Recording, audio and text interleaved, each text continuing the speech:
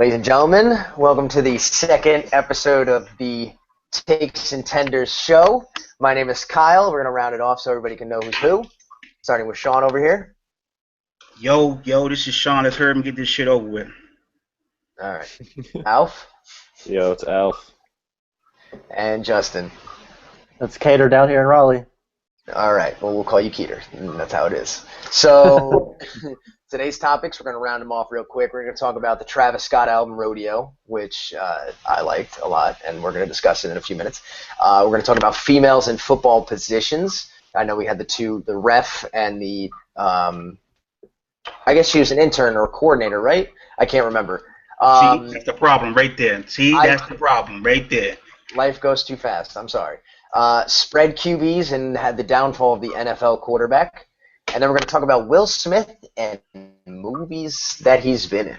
All right, so let's start it off with Travis Scott and his newly released album Rodeo, which I believe a majority of you have heard at this point. I know Sean's been live tweeting it and Justin's been talking about how great it is. I just want to get off my quick thoughts, and then we're going to round it out. I thought it was, after a full week of listening to it now and kind of digesting, I thought it was a good album. I feel like it could have been great, but there are so many skippable songs where I just cannot listen to anymore. I've gotten so fed up with them, like Nightcrawl, I think it's called. I can't listen to it anymore. I can't stand it.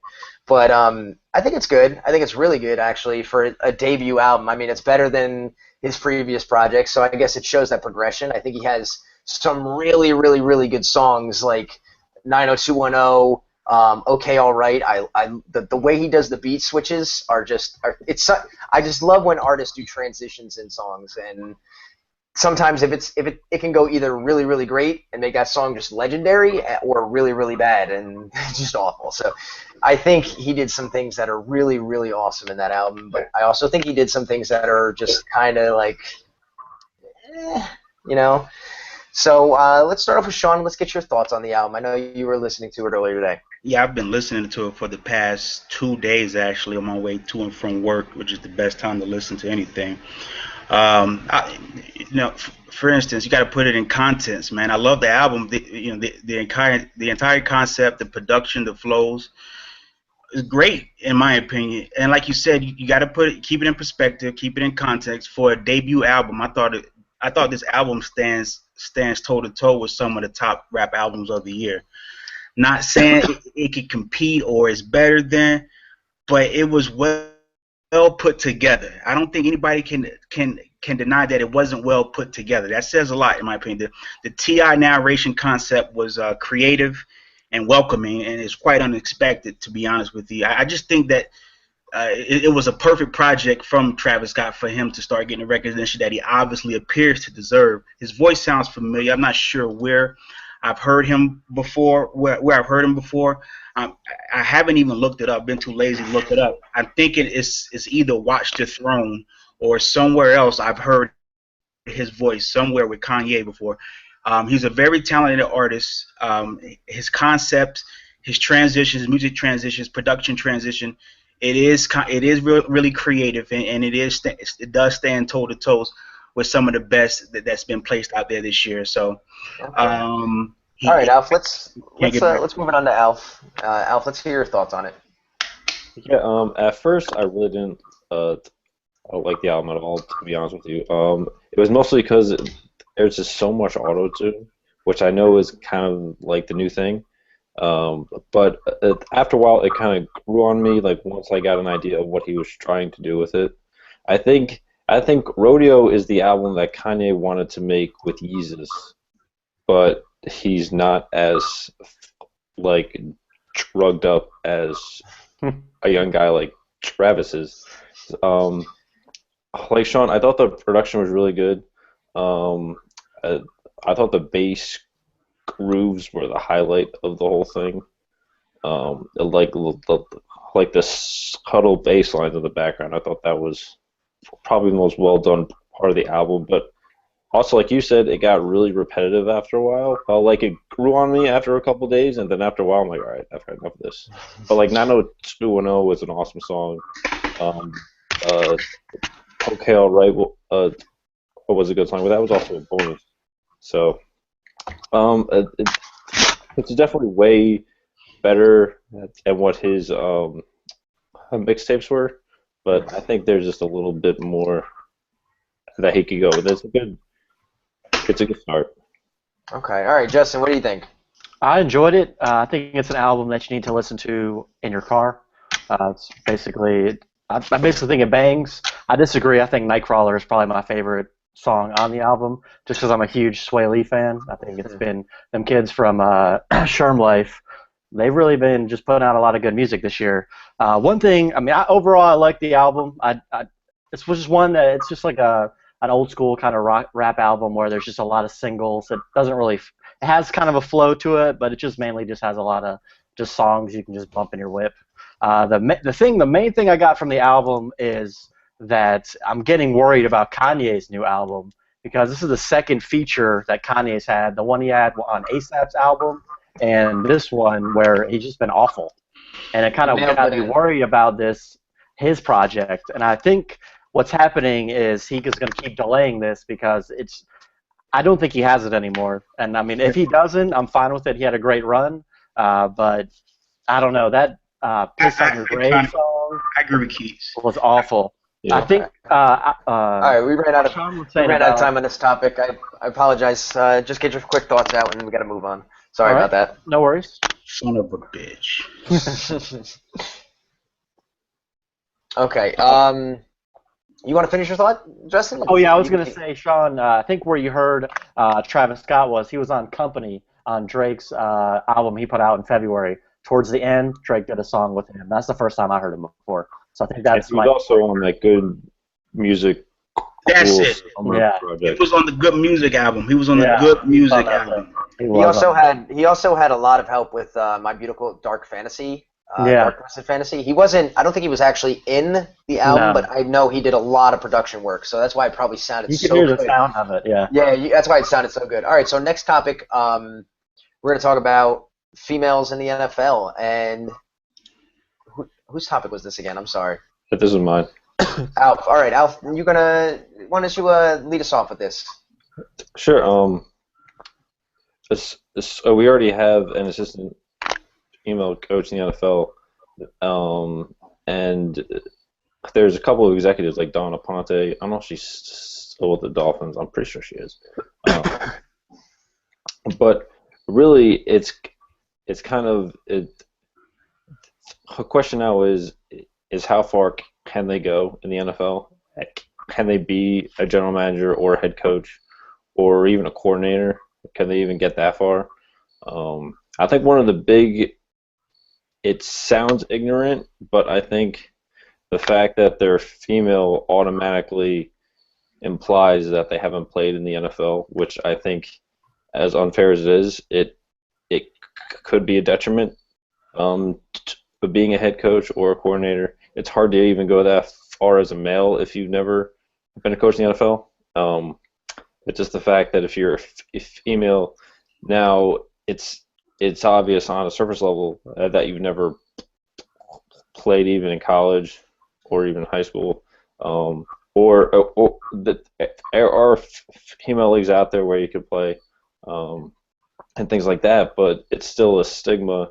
And I wonder, is a position coach here and there and a ref or so, is that as far as it could go? We'll start with you, Kyle.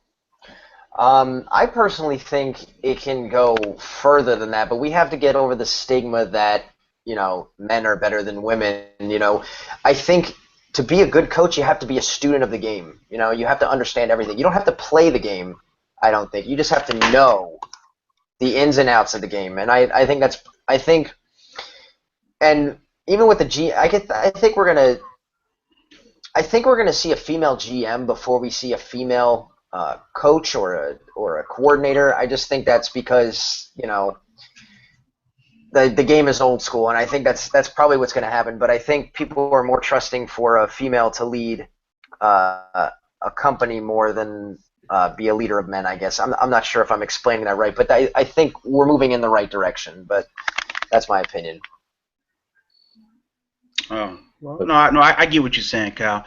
Personally, I think the NFL is finding themselves behind a gun in more than a few ways here when it comes to women. Ultimately, I do want to see women holding top front office roles and top coaching roles. Like you said, I'm talking from GM to offensive coordinators to top head coaching roles in general. But why isn't this the norm already? That's the question. That's the real issue that we're dealing with. You have to give the NFL credit, or I guess you do, for addressing or embracing women's issues the past couple years, i.e., Breast Cancer Awareness Month. Even them recognizing the domestic violence issue, which forced them to toughen their domestic violence punishment stance here. But I think we have to look at it from a standpoint in which we gauge that previous issues that ended up being addressed rather archaically or way past the times in which they should have.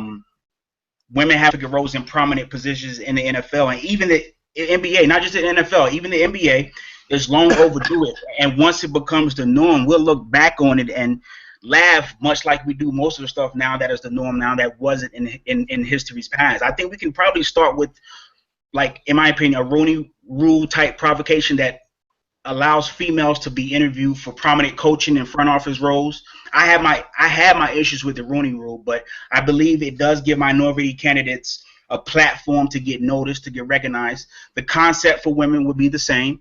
Instead of calling it the Rooney Rule, we can call it the Sweet Tenderoni Rule. No, I'm kidding.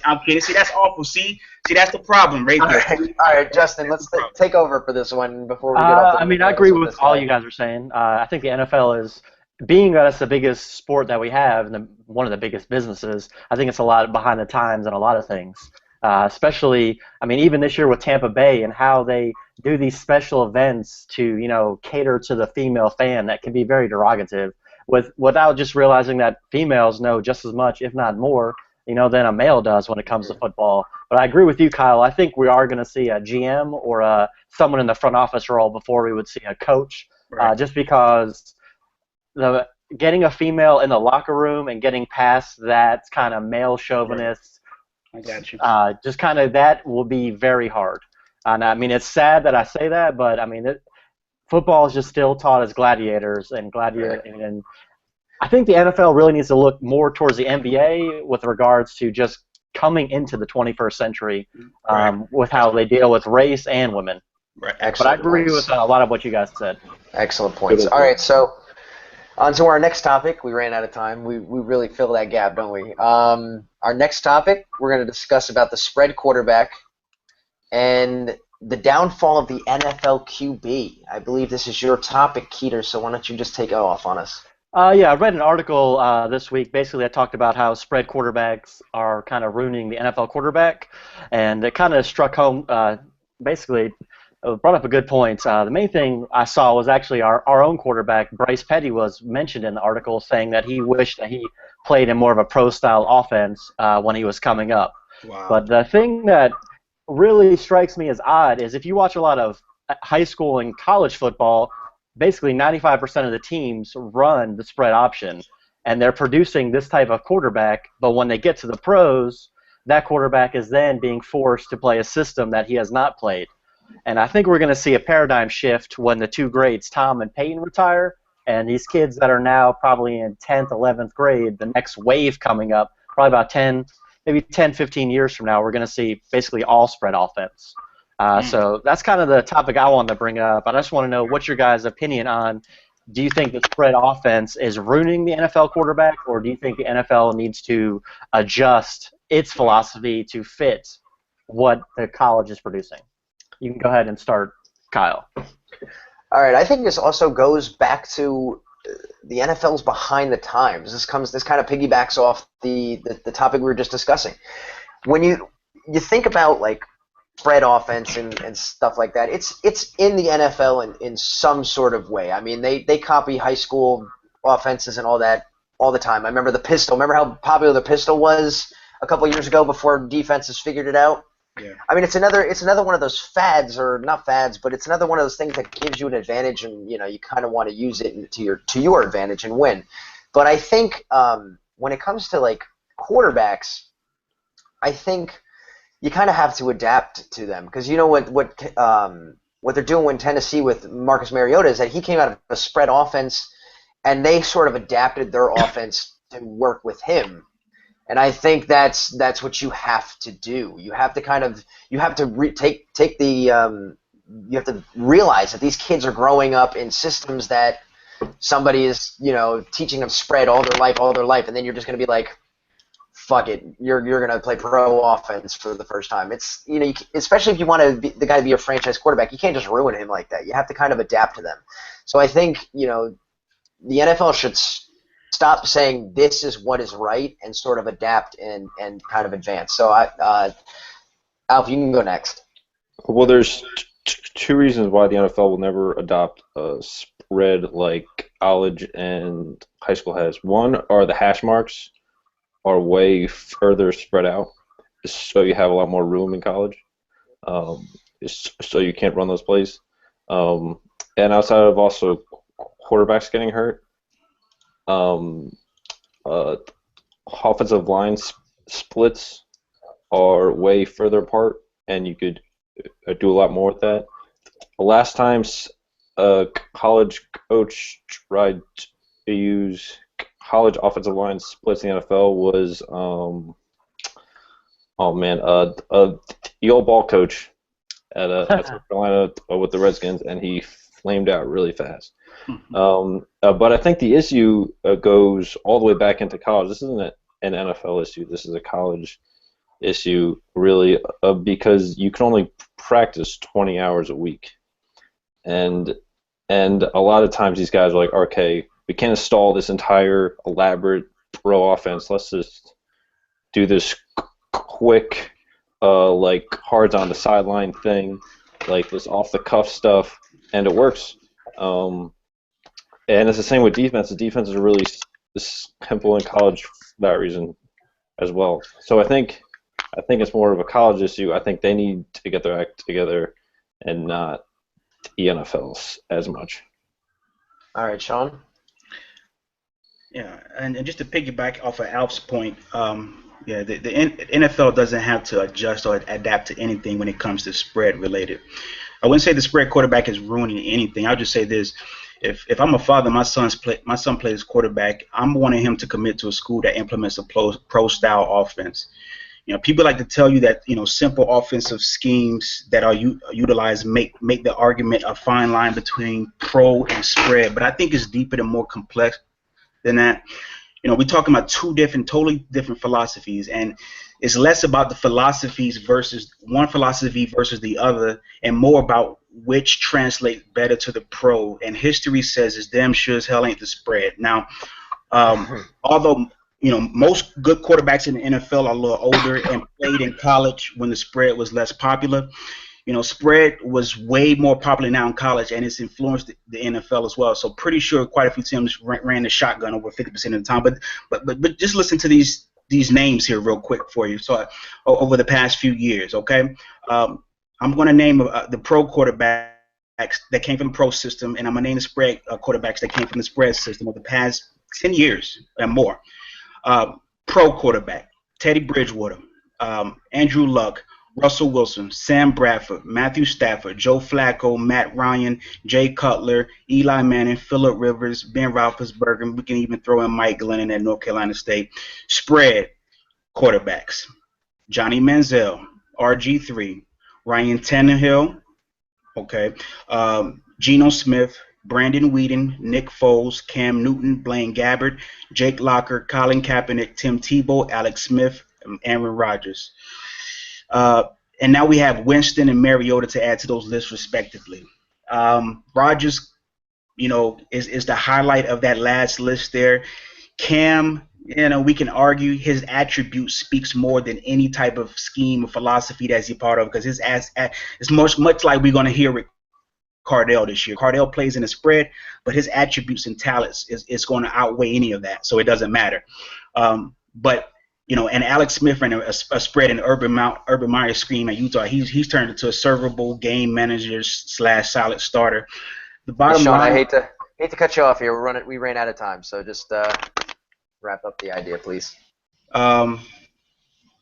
Spread, I cut him off. Gotta go. Spread's got to go. All right, I apologize. We went. I gave you as much time as I could. I know you had a roll. You just hating spread quarterbacks, man. It's all good. All right. So on to our last topic tonight, or today, or whatever time you are viewing this beautiful thing. We're going to discuss Will Smith and his movies. Sean, why don't you take it off? Will, for the past few years, man, he's been pulling some awful roles, man. I just think Will has been on the losing streaks, since 7 Pounds. The movie 7 Pounds, and that movie was horrible. His performance wasn't, but the movie itself was bad. Since The Pursuit of Happiness, a movie in which Smith's performance was one of the best in the last 10 years by any actor. He did I Am Legend, Hancock, 7 Pounds, Men in Black 3, After Earth, Winter's Tale, and Focus. It's basically a list of trash. There's no other way to put it. Now, before determining if the movie is going to be solid or not, and I'm expecting much from a lead actor, I find out who the director is. That works for me. Just so happens that Will's new upcoming movie Concussion is directed by Peter Landsman and produced by Ridley Scott. Peter Landsman just directed A Home Run and Kill the Messenger, in which Jeremy Renner's performance is still being praised. Over the next few years, we get Suicide Squad and 2 new Bad Boy movies coming up for Will. I would just personally like to see Will team up with top-notch directors like Michael Mann again, Christopher Nolan, Gonzalez Inarritu, and Martin Scorsese. I just think he's a talented actor. Sometimes talent don't mean much if the actor's choosing shitty roles. I just think Will has been choosing some shitty roles over the past 10 years, man. All right, I guess I'll start on this one. I 100% agree that he's been in some terrible movies, but I also think it's been his mistakes. He's given these scripts, he's told to read them, he reviews them, and I don't know where he's getting the idea like, oh, this is going to be great. I think he's just kind of cashing in and hoping to make some money off of that. People are going to go see these movies because his name is Will Smith and he stars the lead role. That's it. I agree with you that I also think Pursuit of Happiness was one of his best roles that he's ever been in. But I also want to point out that Will Smith, in general, outside of the Fresh Prince of Bel-Air, has been his movie career. I say Fresh Prince of Bel-Air because that was his hit sitcom and whatnot. His movie career has been kind of somewhat average and mediocre. I mean, he's had a few very good movies, but he's mostly been in trash, and that's my personal opinion. Now, Alf, why don't you lead off next on that one? I will say though, just the fact that Will Smith is in this new Concussion movie, I think will make the movie itself a little bit more dangerous to the NFL. Because there was that other documentary that was made, but a lot of people didn't go see that. But just the fact that Will Smith is in it and he's using this really weird accent that I think is just intriguing in itself is it's kind of a big deal, I think. All right, Justin? We're coming into my favorite time of the year when it comes to movies. October to the winters when actual real movies come out. We're over the kind of junk that comes out in the summer. So I'm kind of excited this fall because three great actors are releasing, I consider, comeback roles. Johnny Depp and I think it's called Black Mass. Leo's got a movie coming out, and Will has actually got a real role. So I'm kind of excited to see 3 of my favorite actors really challenging themselves. I disagree with you, Kyle. Back in the late 90s, Will Smith was probably the biggest Hollywood draw there was for probably about 3 to 5 year run when he did Independence Day, Men in Black. But what happened is he kind of went the safe route and didn't want to challenge himself. I mean, I can understand the man. I mean, he made a ton of money, but I think now after he lost that kind of Tom Cruise star level fame, now he's coming back to really challenge himself. So I'm excited about just seeing what Will, Leo, and especially Johnny Depp, because I think he's going to end up winning the Best Actor for this role that he has coming up in Black Mass. I think that's going to end up being the best movie of the year. I'm looking forward to that movie. So I'm going to run off a quick question for you. Do you think you guys think Will Smith reprises his role as a great actor with this new movie? I think he has a chance. He'll definitely have an audience because he's tagged with the NFL, so it's going to be a hit. And knowing him, when he really tries, I guess that's not the best way to put it, but when he really gets into a role and it's not an alien movie, he is one of the best actors we have. I'd put him up there with Leo, Johnny, and even the likes of Tom Hanks. Okay, I think. Alf? I think it'll be. I don't know if all of a sudden you'll see a rebirth of his career, but I could see him kind of rebounding out of this like static action movies that kind of that he's been on. So, yeah. Well, in fairness, he does go back to doing more action movies following this movie with Bad Boys, Suicide Squad, and he rebounds right back into it. But go ahead, Sean. Yeah, true. No, I think again, like as I stated before, you just have to. Yes, to answer your question, yes, and a lot of it has to do with the director Peter Landsman and the producer Ridley Scott. I think they put together a quality film, and I think that we're going to see a reprise Will Smith, a rejuvenated Will Smith, an emotional Will Smith in this movie, and I think we'll enjoy it, man. And it's going to be a great lead off into Suicide Squad, man. I really do. Absolutely. All right, so now it's time to round out the show with our everybody's favorite topic. What pissed us off this week, otherwise known as the tender part of Takes and Tenders. So we'll start off with Justin. Justin, All right. Nice. What pissed you off this week? Well, what pissed me off this week is the start of fantasy football. I'm a fan of fantasy football, but even tonight, I even tweeted out a couple of times, it's just seeing fans of the Jets cheering for our rivals to score touchdowns. I feel like it's slowly but surely it's destroying the NFL fandom where people are going to start caring more about their own team than the actual teams they root for. So that's my pissed off moment of the week. Okay. Alf? This is also NFL related. I've seen a little bit of this, but I've been kind of fed up with these. Oh man, NFL in only like 7 days. NFL. Oh my God, it's almost here. There's like a countdown for literally everything. It's kind of obnoxious, and other people are catching on to it. So I'm kind of excited that it's becoming a joke now. So. All right, Sean. Yeah, so what bothered me this past week, so the shaved pubic hairs over at NASA this week mistook the moon for the sun. Which leads me to ask this pressing and seemingly articulate question. We're so fucking fucked, aren't we? I mean, if NASA has problems mistaking the moon for the sun, figuring a way to get us off this planet and onto other habitable planets light years away is wishful thinking on unappealed levels of surreal dreamlike states that don't even exist yet. Why does NASA exist? What do they do? What is it that NASA can do for us that Apple can't? How soon before Apple is leading space exploration? That pissed me off, man. I'm so done with NASA, I don't know what to do. Mike. All right, I guess I'll round out my last part here. The thing that pissed me off, I had nothing. Sean kind of sealed it up. We're doomed. We're fucked. I mean, I know you guys saw the thing with somebody predicted the asteroid is supposed to strike between September 21st to 28th.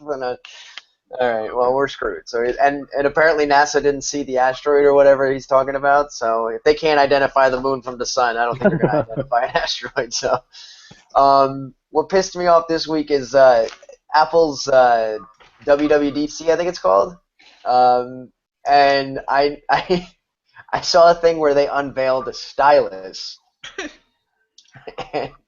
and I just remember the reaction from Twitter was that it was the greatest invention they've ever heard, and I'm just sitting here like, it's a fucking pen. I'm like, what is, I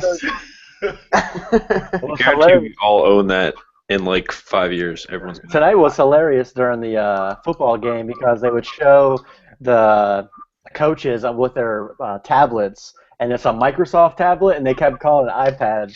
Microsoft had to be pissed. It's not just a pen; it's an Apple pen. But what does it do? It doesn't do anything. It just has an Apple on it. They're going to charge you $100. They're going to charge you $100, and you're going to accept it and bend over. That's what's going to happen. You're going to lose that shit in a day. Just straight up. I lost my pen. I need Yeah, to go.